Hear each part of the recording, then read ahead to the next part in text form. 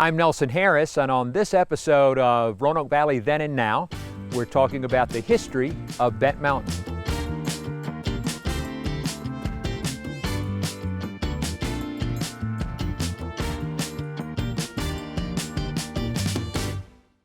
The Bent Mountain area was first settled by Europeans during the 1740s and 1750s, much as was the rest of southwest Roanoke County.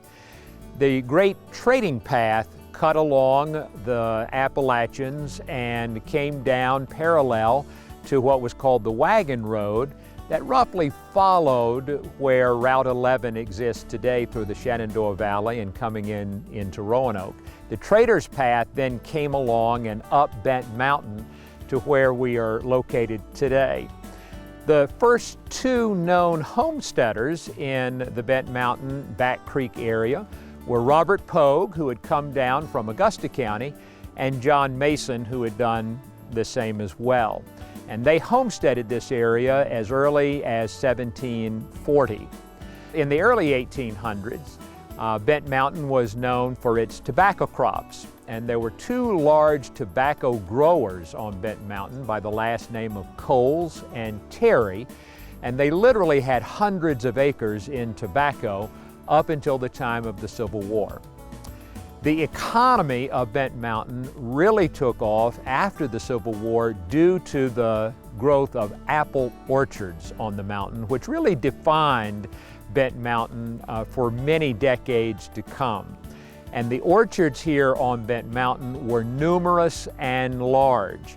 And in fact, the apples grown here on Bent Mountain were sought after not only by others in Virginia, but by restaurateurs and brokers in New York and in England.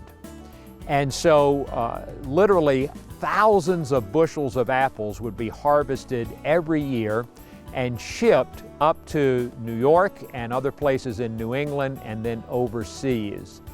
The fruit growers, the orchardists of Bent Mountain, caused two major things to happen as a result of their industry.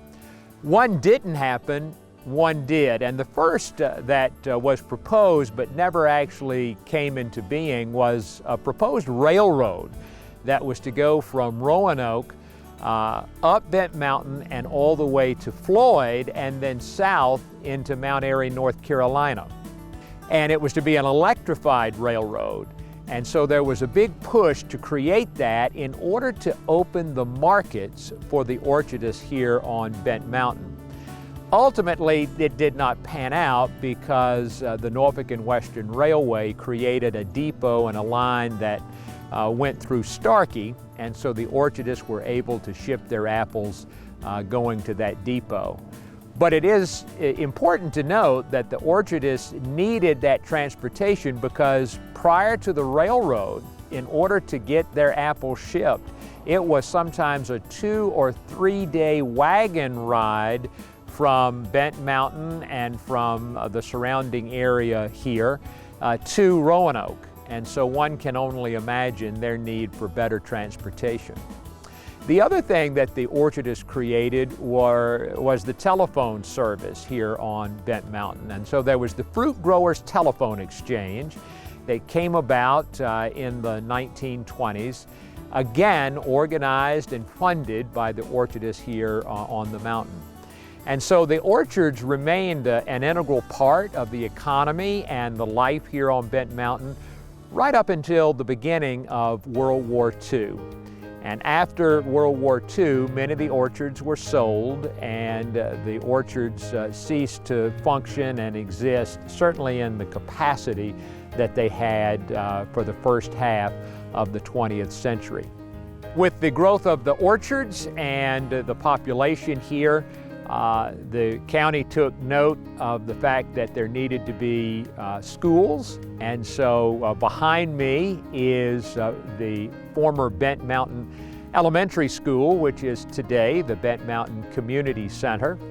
And for decades, this brick school building served the families of Bent Mountain. It actually began as a wooden A-frame school, And many remember that A-frame school still being on the site, because when the brick school opened, the wood frame school served as the kitchen and the lunchroom for the children here at the school. And I remember people telling me that when they were students here back in the 30s and 40s, that the farmers would actually bring over produce for the children to eat as a part of their lunch here at Vinton Mountain Elementary School. The wood frame schoolhouse was raised around the 1960s, and the brick schoolhouse behind me was expanded, and that ultimately closed due to dwindling enrollment, and the children went to what is now Back Creek Elementary School. But the schoolhouse still remains a vibrant part of the Vinton Mountain community as hosting the library and again the community center. Thank you for watching this episode of Roanoke Valley Then and Now.